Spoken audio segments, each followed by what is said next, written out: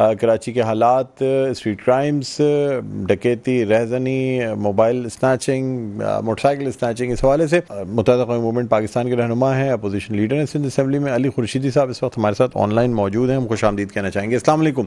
जी वालेकुम अस्सलाम। जी अली खुर्शीदी साहब, मुत्तहिदा कौमी मूवमेंट की जानिब से प्रेस कॉन्फ्रेंसेस भी की जा रही हैं, तनकीद का निशाना बनाया जा रहा है और ख़ास तौर पे जो बात पॉइंट आउट की जा रही है कि जी ना तो ये डकैत या जो रहजन है ना इनका ताल्लुक़ कराची से, ना पुलिस का ताल्लुक़ कराची से है, लेकिन इसको सिंध हुकूमत या पीपल्स पार्टी की जानिब से कहा जा रहा है कि जी एक पॉइंट स्कोरिंग या सियासत का जरिया बनाया जा रहा है इस इशू को भी। क्या कहेंगे आप?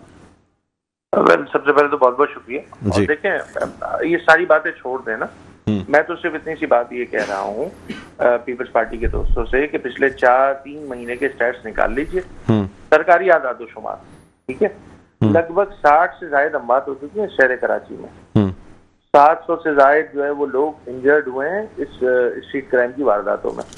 लगभग कोई 15,000 से ज्यादा बाइक चोरी हो गई हैं और 500 के लगभग कार चोरी हो गई है। अब पॉइंट इतना सा है कि भाई ये जो नंबर्स आ रहे हैं ये कोई नॉर्मल नंबर्स नहीं है, एक एक्स्ट्राऑर्डिनरी सिचुएशन है।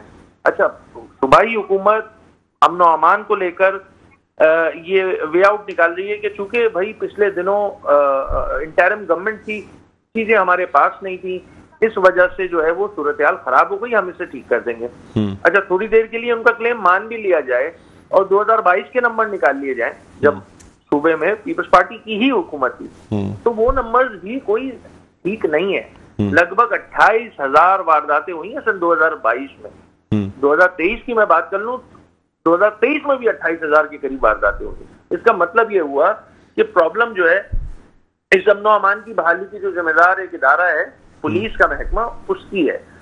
पुलिस अपनी जिम्मेदारियां पूरी करने में पूरी तरह नाकाम हुई है।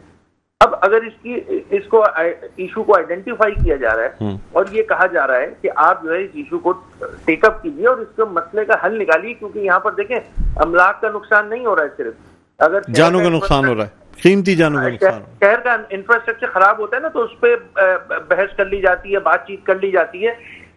यहाँ सूरत हाल ये है कि लोगों की जानें ली जा रही हैं और लोगों की जानों का ना कोई नेमुल बदल नहीं होता। बहुत सारे ऐसे काम हैं जो किसी बजटिंग के अलावा कोई एक्स्ट्रा ऑर्डिनरी आपको इकदाम करने की जरूरत नहीं है, लोगों को इन्वॉल्व करने की जरूरत है। शहर कराची की और शहरी सिंध की नुमाइंदा जमात, मेजॉरिटी सीट रखने वाली जमात मुत्तहिदा कौमी मूवमेंट पाकिस्तान है। मैंने पिछली अपनी प्रेस कॉन्फ्रेंस में भी ये बात कही थी कि देखिए बहुत सारे ऐसे इकदाम हैं जो लिए जा सकते हैं, अभी के अभी लिए जा सकते हैं, इसमें बिल की जरूरत है। उस बिल की कमी नजर आ रही है सूबाई हुकूमत की जानिब से।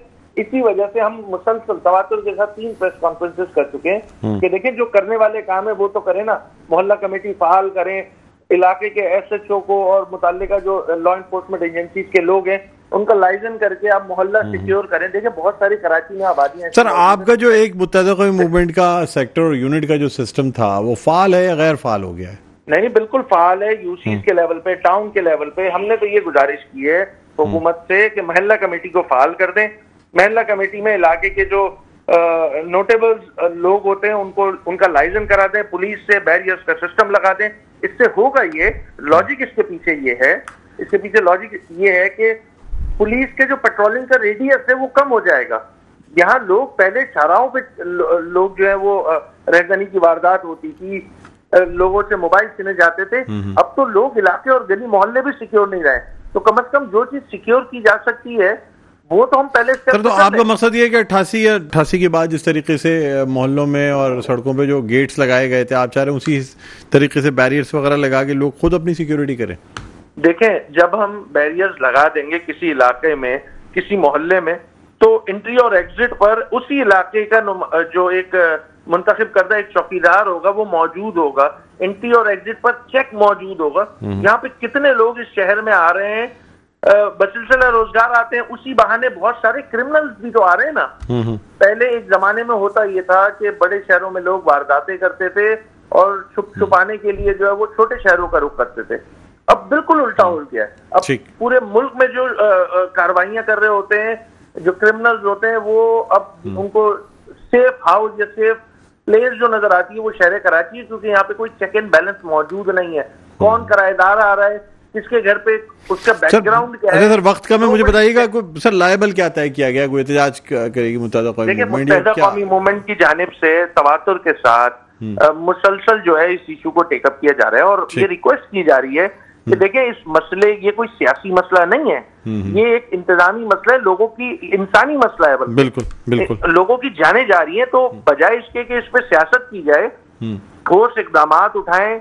एमक्यूएम पाकिस्तान एक अच्छे वर्किंग रिलेशनशिप के लिए पीपल्स पार्टी को सपोर्ट करने को तैयार है। देखिए यहाँ पे जानों का मसला है, यहाँ कोई सियासत तो है ही नहीं ना। यहाँ मतलब उस माँ से पूछें जिसका लाल उससे छीन लिया गया हो, उसके पास क्या, उसकी क्या सूरत हाल होगी, वो किस स्टेट ऑफ माइंड में बैठी हुई होगी, या उस बीवी से। तो आप तैयार हैं ताउन करने के लिए सिंध हुकूमत से? क्योंकि अभी मेरी ख्वाजा सोहेल मंसूर साहब से बात हो रही थी प्रोग्राम में, मैंने उनको लिया, वो कहते हैं जी मैं तो दावत देता हूँ सबको, आए सारे एमपीएज और तमाम लोग बैठे हैं और मिलके कोई इसका हल निकालते हैं। आप तैयार हैं अगर इस किस्म की कोई दावत दी जाएगी? अच्छा फोरम मौजूद है, सबसे अच्छा फोरम मौजूद है सूबे में, सूबाई असम्बली।